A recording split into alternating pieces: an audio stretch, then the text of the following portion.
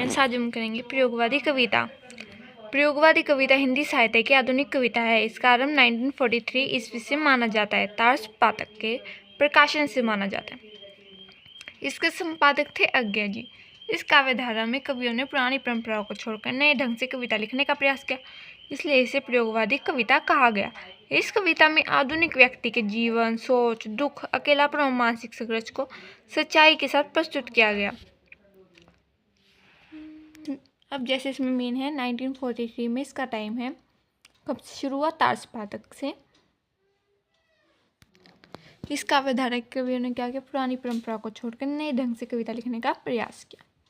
अब आगे इसके पॉइंट करते हैं, इसकी विशेषताएं। मध्यवर्गीय जीवन का चित्रण। इस कविता में सामान्य मध्यवर्गीय व्यक्ति की समस्याएं, परेशानी और जीवन संघर्ष दिखाया गया है। सेकंड पॉइंट है व्यक्ति की भावना पर जोर। समाज से अधिक व्यक्ति के मन और उसकी सोच को महत्व दिया गया है। जैसे मैं व्यक्ति के मन में क्या क्या अकेलापन महसूस होता है उसे, और बाकी सारी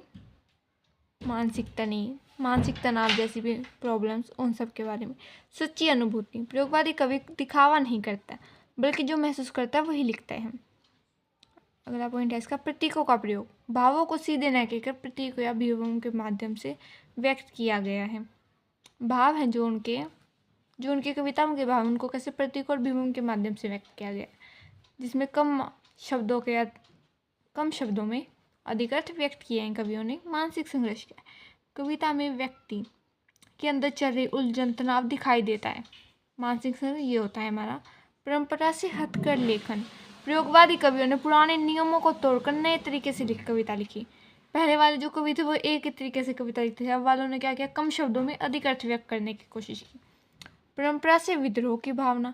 प्रयोगवादी कवि पुरानी काव्य परंपरा से असंतुष्ट हुए नए विषय, नई भाषा, नए शिल्प के माध्यम से कविता को आधुनिक बनाना चाहते थे, इसलिए तो इसका नाम भी क्या पड़ा? प्रयोगवादी।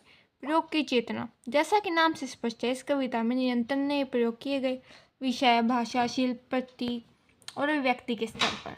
निष्कर्ष। इस प्रकार प्रयोगवादी कविता आधुनिक मनुष्य के अंतर्मन, संघर्ष और यथार्थ की सशक्त अभिव्यक्ति है। इसने हिंदी कविता को नई सोच, नई भाषा, नई दिशा प्रदान की है।